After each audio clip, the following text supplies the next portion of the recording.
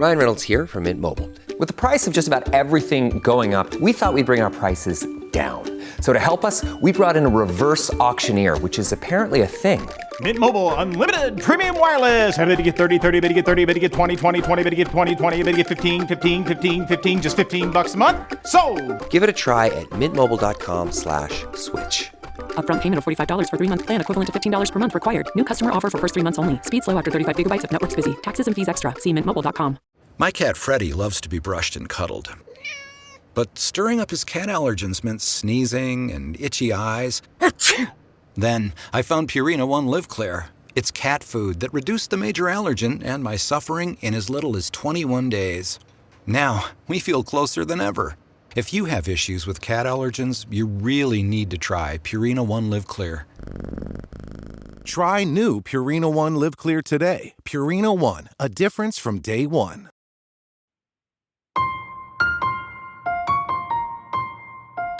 A common problem for citizens of the free world is that they do not have the vocabulary to understand authoritarian regimes and leaders. They expect their own terms and experiences to translate, when often they are meaningless or even contrary. Long before the question of autocracy in America became an issue, I spent a lot of time trying to explain these differences. One example stands out: my appearance on the Bill Maher show Real Time in October 2007. Maher, who considers himself well-informed and often is, walked right into the point I wanted to make. He said, "But when you look at what's going on in Russia, Putin has a very high approval rating." And I had to interrupt. How do you know? I mean, are you seriously, are you relying on the polling results in the police state? I think that with the same tight control of media and the pervasive security force, I believe Bush and Cheney could enjoy the same approval rating here. The audience erupted in cheers, and Maher could only respond, "Checkmate to me." From the Atlantic, this is Autocracy in America. I'm Garry Kasparov.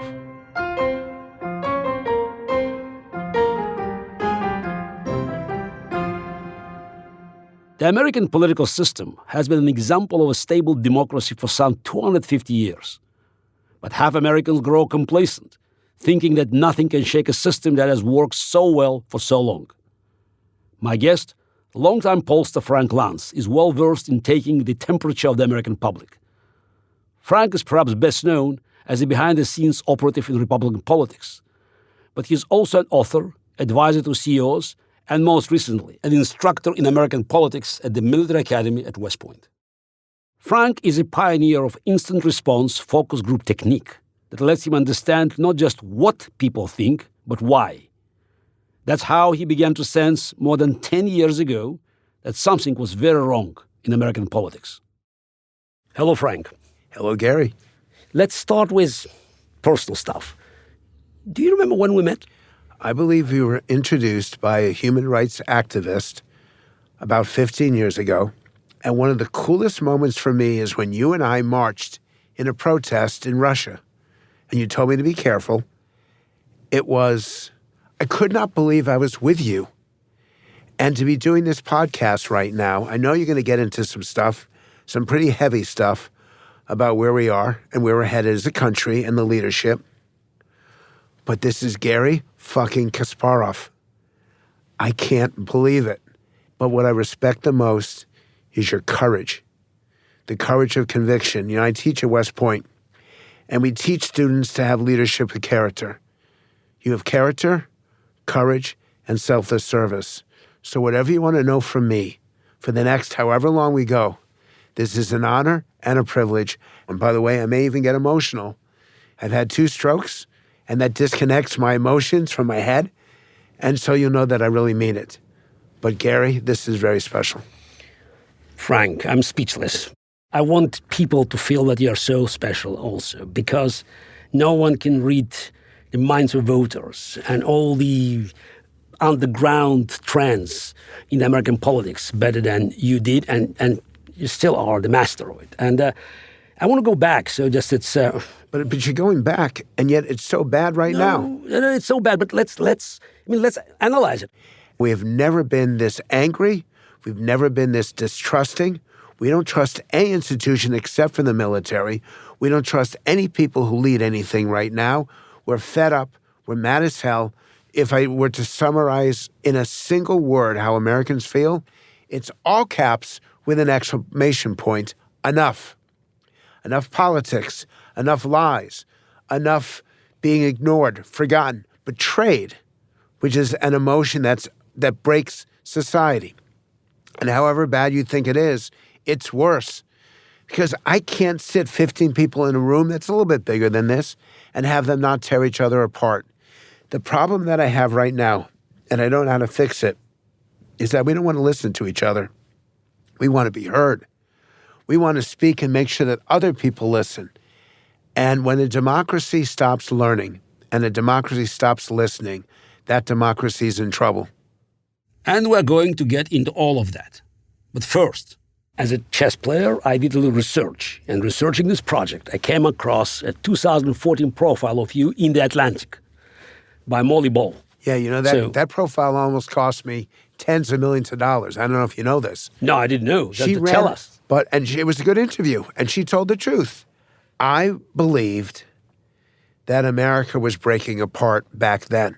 Yes. The level of anger, the level of disrespect. What did you see? Can you be more specific? What did you see then? Because the picture that's from this interview emerges of a man who may be in the political wilderness, but you were getting a sense of what was wrong, in America, the real American problems. And it's not what I saw, it's what I heard.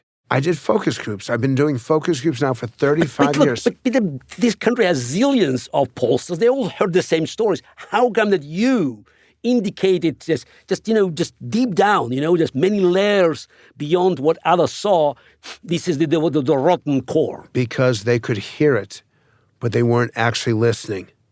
They were dismissing it.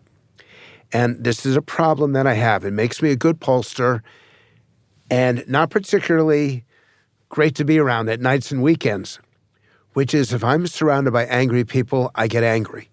If I'm surrounded by people who are depressed, I get depressed. For some reason, and this is partially my upbringing, I become the people that I'm talking to. And it's more than just even empathizing. I understand it, I appreciate it, and I become one of them.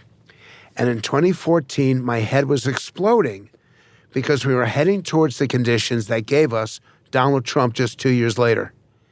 And my company was for sale right then. And Molly correctly indicated that I was getting ready to give up. And the owner of my company, the company that was buying me, literally pulled me out of the room, pulled me out to say, "What the hell are you doing?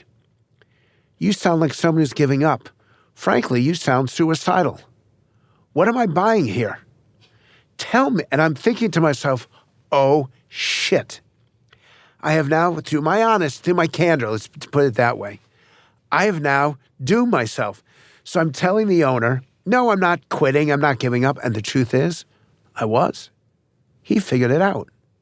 He didn't have to read through the lines. I was very blunt about it. But I did not want to lose the money. I did not want to lose the sale. So I said to him, no, she misquoted me. She misread it. She doesn't understand. This is my clarion call to say we have to be better. We have to do better. We have to find a way to get out of this. That's not how I felt. And even today, if I can be candid with you again, if I didn't have West Point to give me hope and a belief in the future, if I didn't have these 4,000 incredible young people that you've met twice now. I did. These cadets are just amazing in their commitment to their country, in their willingness to sacrifice, and even the greatest sacrifice. And they know what this means. And if I had not discovered that, I was heading out. I was getting ready to move to the UK. Not that it is so wonderful, but I just couldn't watch my country tear itself apart. Because I still have even deep down a love for this place, even with its flaws, and even with the anger that we get out there. But it seems to me that we have to go even deeper, because if in 2014 you already sensed this anger that gave us Trump 2 years later and then led to January 6, 2021 and to current crisis. And in 2014, I got it. I got how awful our country already was with each other. And that's because all these focus groups I was doing would degenerate into delegitimization, dehumanization. It was all the bad that we were to come to see 24 months later. And the reason why I saw it is because I heard it, because I did these focus groups, not the polling. I have to sit with people and see them. First, the arms get folded. Then the head starts to nod back and forth in a rejection of what they're hearing. Then the eyes roll and the head goes back. And at that moment, they're getting ready to be disrespectful, disingenuous. I see it coming. And I saw this again and again and again. And my issue is I don't know how to fix it. But just to clarify, so this is you were a Republican pollster At that time. At that time, but did it mean that in 2014 you sat only with Republican voters, or you had independents and Democrats as well? No, I've always sat with the entire electorate. Yeah, you could feel the temperature in various segments of American polity. And the temperature was hot. In 2014? Yes. And the temperature was hot. And that's why Trump emerged. And I felt that in 2014. And when you and I first started to engage in this, I did not believe at the beginning that Trump was going to win. Let's be completely candid in this. I thought... So at what point you knew he would be winning? By September. 2015. So let me tell you something that nobody knows. Okay, good. You're sharing it with many more people, of course. But I'm sharing it with you, and other people are just listening. Okay. I held a meeting, and I sat down with the Senate leadership, and I thought I was only meeting with John Thune and Mitch McConnell. John McCain shows up. John Barrasso shows up. The entire leadership. And no one tells me because they're afraid that I'm going to be nervous. The entire Republican Senate leadership walks into the room. Mitch McConnell folds his arms like I'm doing right now and says, I hear you have something to tell me. What is it? And I said, sir, unless you do something right now, Donald Trump is your nominee and he may well get elected president. Not a single vote had been cast. No Iowa, no New Hampshire. But Trump is rising and rising in the polls. And this was their wake-up call that it was working. And? They didn't do enough. And it was too late. Donald Trump is a phenomenon. Donald Trump we've never had anything like him, and we never will. So by 2014, the Republicans were ready to embrace Donald Trump, and some independents moved in the same direction. So what did go wrong prior to 2014? So it's clearly we're seeing now the decline of political system, two-party system. So when did it go wrong? Because there were many moments where people talked about, this is we probably needed a third party, we have to change this and that. But now we are, deep down in this, just in this swamp, political swamp. So 2014 was already the moment where the only one or just one of very few great experts that could read the minds of people and could smell the trouble. So when did it start? So 2000. 2000, that's the presidential elections you're talking about? Yes. So the Florida recount? Yes. Okay, tell us. 5 weeks. We went on, and no one knew who was president. And 1/3 of the Democratic Party never gave George W. Bush the respect that he'd been actually elected president. They thought that the election had been stolen, and they were bitter, and they never forgave him. They never accepted him as their president. And then we had another close election in 2004.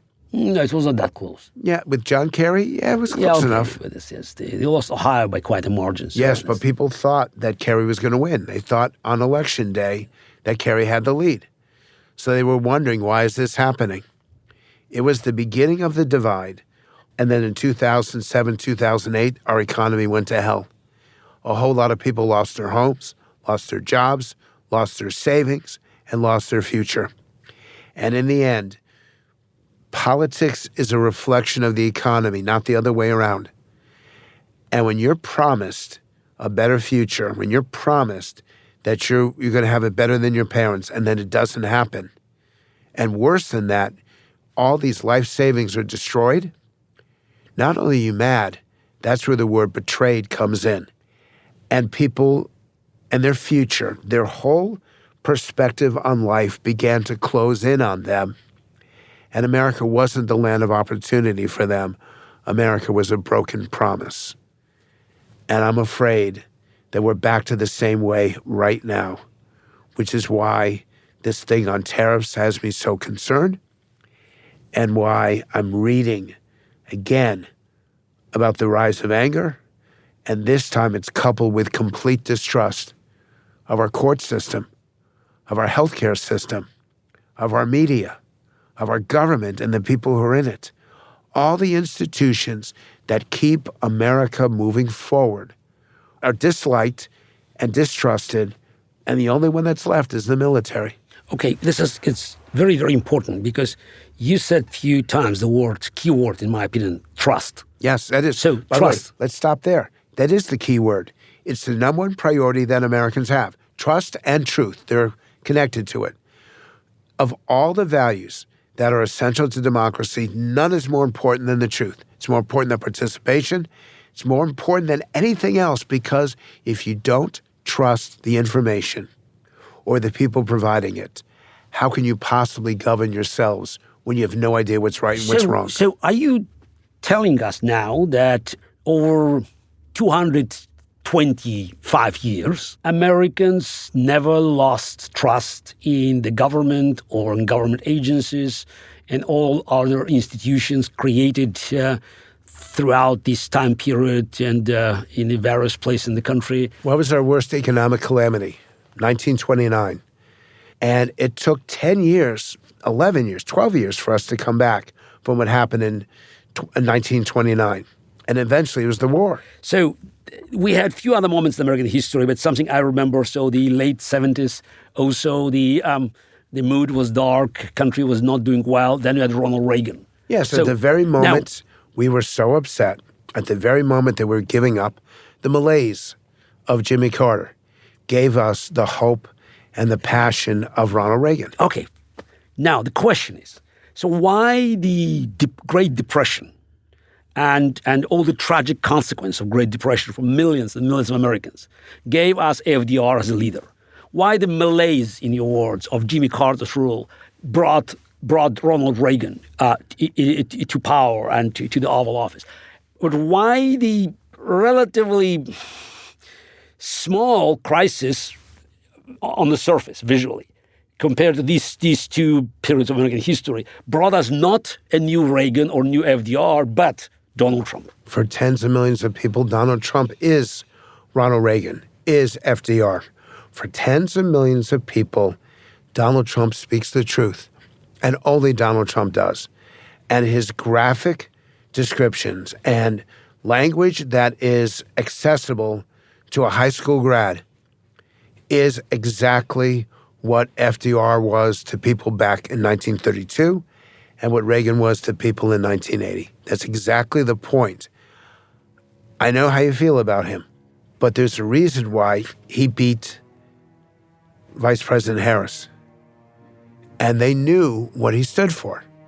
And they knew that he had been indicted, and they knew that he had been impeached, and they knew what kind of administration he would do, and they still voted for him. Because to half of America, Donald Trump is exactly the kind of leader that they're looking for.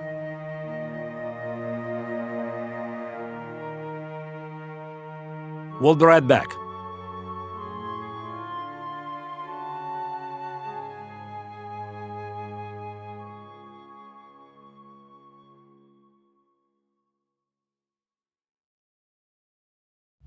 This episode is brought to you by Nespresso Virtual Coffee Machines. Ready to enjoy the bold flavors of barista-quality Nespresso iced coffee at home? Simply fill a glass with ice and press the brew button on your virtual pop machine to enjoy rich double espressos roasted to stand up even when chilled. Refreshingly bold iced coffee. Refreshingly easy to make at home. Visit Nespresso.com to shop now. This episode is sponsored by Friskies, who would like to tell your cats hi. Now, if that didn't get your cat's attention, there is one thing that always does the trick. Just pour some Friskies crunchy food in the bowl and you'll hear those paws come running. Works every time. With so many Friskies choices, you can always bring your cats running from their secret napping spots. There's always more to explore. See for yourself at friskies.com or visit your local store.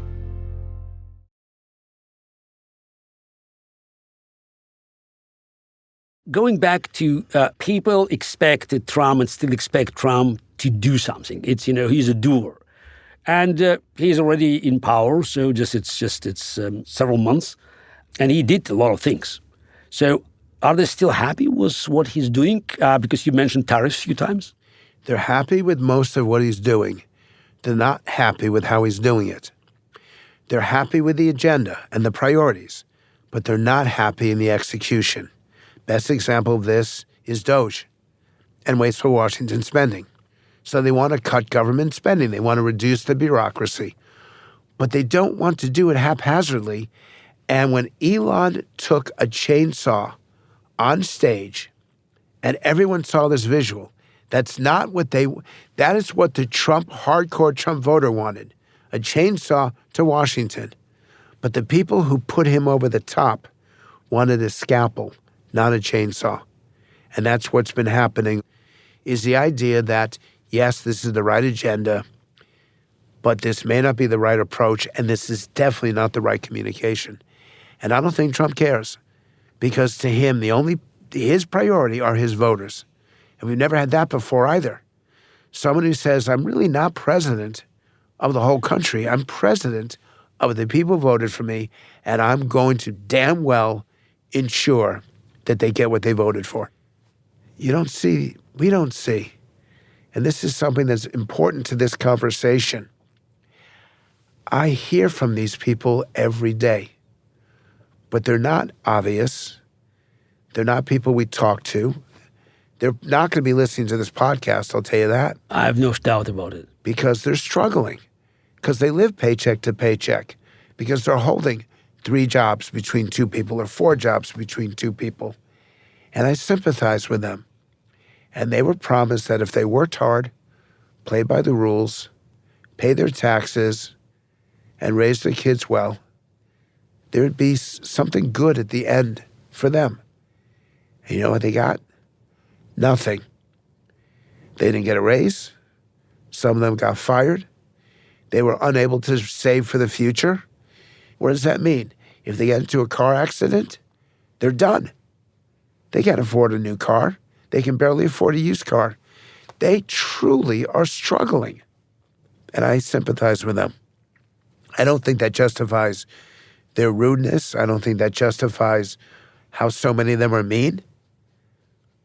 But they were promised something as they grew up.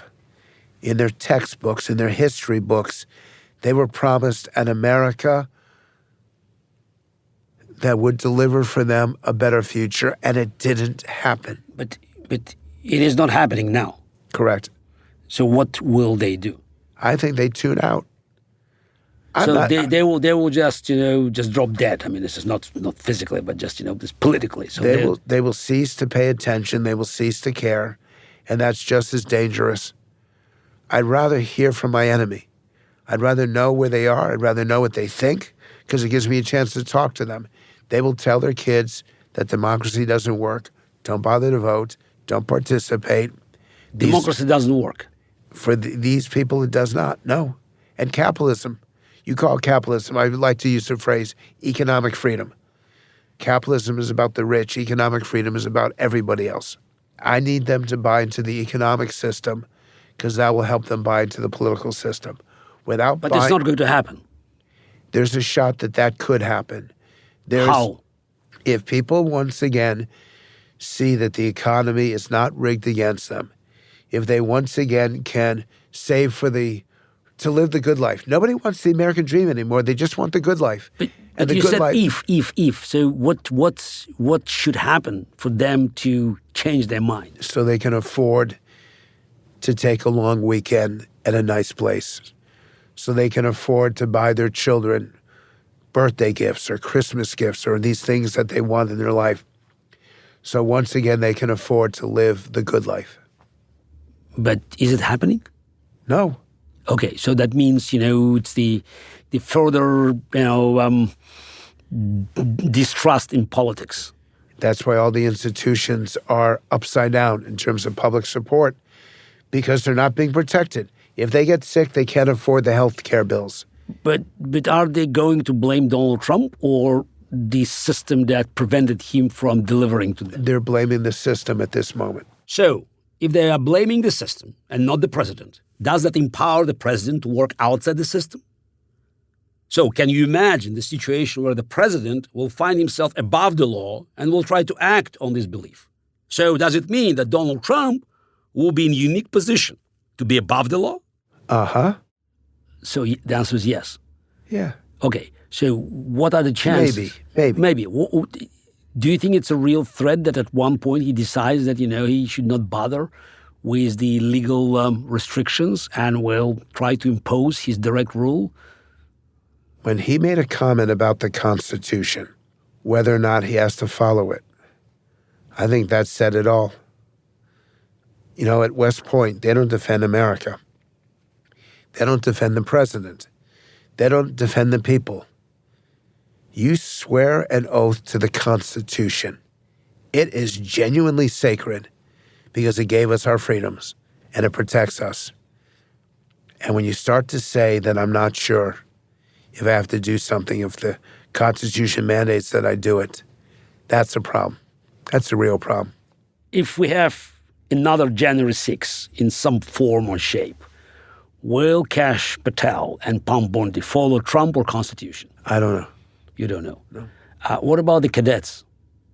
Oh, they follow the Constitution. Good to know. Without a doubt. Okay, that's good to know. And they won't engage in politics. So if the President of the United States decides to go against the Constitution, they will follow lawful orders is the best way for me to answer it. Okay, that's what they're orders. taught. I don't know what it means if the President of the United States, who is the commander-in-chief, goes against the Constitution again. If it's a choice between Trump... Now you're instigating.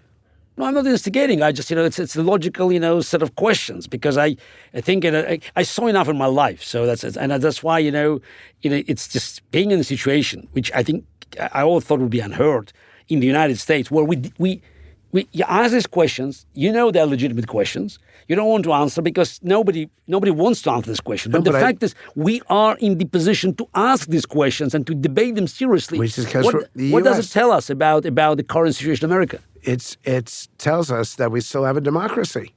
Still have a democracy. It tells us that freedom of speech matters. So what can be done, if anything, to preserve two-party system? It's to take the priorities of the Trump administration and add to it a level of communication which says, I hear you, I get you, we're going to try to get this done, but we're going to do so in a respectful way. But you're talking about Democrats. You're not talking about the magic rise of the third party. I'm talking about those who can still be talked to. Because right now, MAGA Republicans don't want to hear any of this. They like what's happening. And Democrats don't want to hear any of this because they want to stop what's happening. They want the resistance. And that's what they call it. That's not helpful for democracy. You several times have tried to get me to tell you, here's a roadmap to restore our democracy. And I'm telling you that is my source of my frustration. That's the source of who I am right now in 2025. There is no roadmap. I don't have it. You don't have it, and no one else has it. Correct. So, do you know how that makes me feel? I'm old. I was the youngest person in the room. Now I'm the oldest person. No, that you're definitely youngest in this room. Nope. Yeah, okay. Well, I have some serious people, some major CEOs, some cultural leaders, some politicians on both sides of the aisle. And they sit me down and they say, get us out of this. And I have to say, I don't know how. The system is set up to reward the most extreme, angry, vicious, disrespectful voices. The public is listening to the most awful videos and audio. And anyone who is thoughtful and considerate, okay, I'll give you the answer. I'll give you two answers. I'll give you two specific people, Joe Rogan and Stephen A. Smith. Both of them stretch beyond the traditional appeal of a populist in one case and a centrist Democrat in the other. Stephen A., more and more people listening to him for his political commentary, not just sports. In Joe Rogan's case, everybody wants to know his podcast is going to say. The guy has an audience that continues to grow. Continues to grow. Yes. They can make a difference. They, by what guests they have, by what conversations they have, and how they have it, can instill a different set of priorities, but they have to want to do it. It can't just be us. But okay, is there a room, just following what you said, for a new leader and a new organization to rise and to force traditional Republicans and Democrats, whatever the name they call themselves now, MAGA, far-left woke, push them aside? Because it's happening in some of the European countries. We see this. Macron was a typical phenomenon. But it's for instance, Romanian presidential elections. Yeah, I saw that. The response to the rise of the far-right populists was not a traditional candidate, but another outsider who rallied behind him support of all people who were not ready to push Romania into the Russian camp. So in addition to the two people I mentioned, another one is Mark Cuban. Because Mark Cuban is a businessman. He's not a political guy, but he understands politics. And Mark Cuban could change the tenor of the debate on the Democratic side. So is there a room for somebody in the middle to rally? Okay, you talked about army, generals. That's the only institution that has trust. McRaven. So in a hypothetical run from the retired Admiral William McRaven, AOC, J.D. Vance, does McRaven have a chance? At this moment, no. No, we're talking about 2028. But the idea that's that whole word, that whole principle, the idea that we've had enough may work for him. Could work for any of those people. So, and if people like Joe Rogan, just support this, the idea that enough is enough, that you could end up with a new candidate who could win an election by opposing both parties. And opposing the style and the substance. Okay, do Democrats, with capital D, have to look for a general, an admiral, just an officer, flag officer, to lead them in 2028?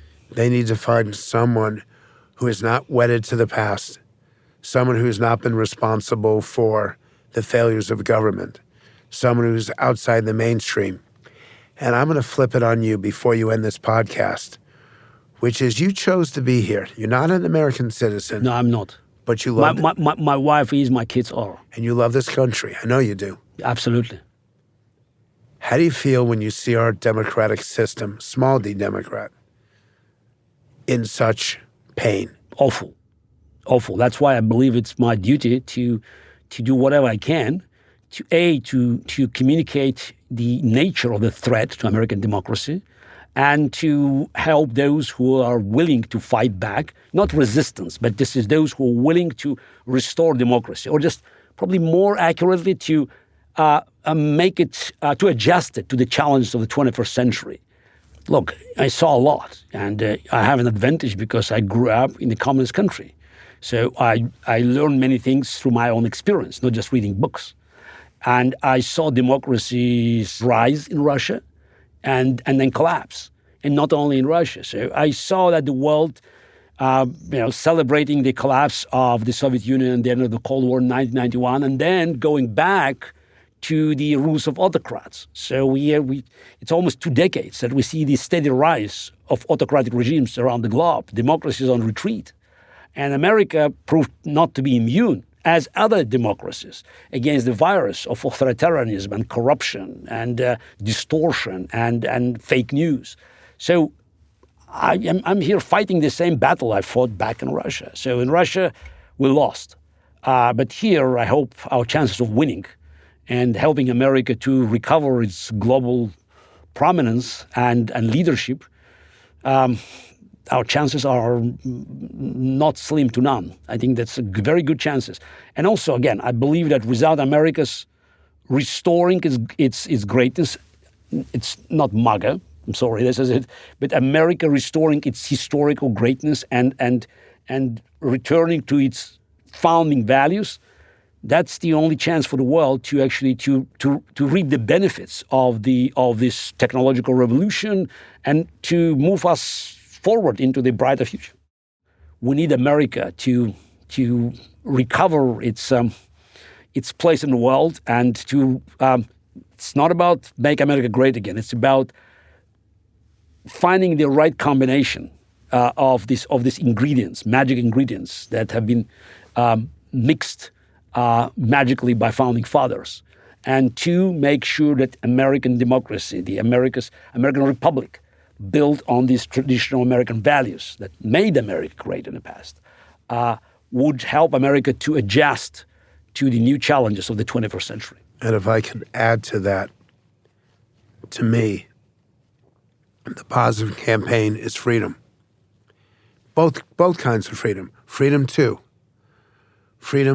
own a gun, Second Amendment. Freedom to speak your mind, First Amendment. Freedom to work and do what you want as long as it doesn't hurt anyone. Freedom to, but also freedom from fear, freedom from poverty, freedom from despair. It has to be both. One of them is basically conservative, the other one's basically progressive, and a commitment against corruption. Because I think government waste is corruption. I think what they do with our tax dollars is corruption. I think that lobbyists and loopholes and special interests, that is corruption. And I believe that if you combine the positive, the freedom, with a fight against corruption and a commitment to say what you mean what you say, and do what you say, that is the perfect candidate for 2028. Sounds encouraging, Frank. So let's fingers crossed. Let's see if this message is being heard. And again, I'm encouraging optimist by nature. And I believe that what he had just said here in the studio would become just the roadmap for the future president of the United States. Well, you should know that actually I will go back to my condo 30 minutes from now, and I'm writing that roadmap as we speak. So you just saw the initial structure of it. Okay, you definitely can count on me, and I'm sure many of those who are listening to this podcast will be more than happy to join this campaign to rebuild America. Well, Garry Kasparov. Frank Luntz, thank you. Thank you very much.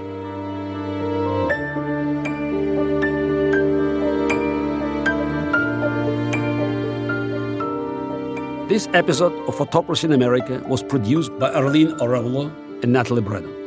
Our editor is Dave Shaw. Original music and mix by Rob Smerciak. Fact-checking by Anna Alvarado. Special thanks to Polina Kasparova and Meg Gringott. Claudia Abate is the executive producer of Atlantic Audio. Andre Valdez is our managing editor. Next time on Autocracy in America. Garry, this is very ironic. A girl who was forced to shout death to America, the country that I wish death for, United States of America, gave me a second life. And that's why I love America, and I want to dedicate my life to fight for America as well, to protect America from terrorists, from authoritarianism. And that's why I am full of hope and energy. I'm Garry Kasparov. See you back here next week.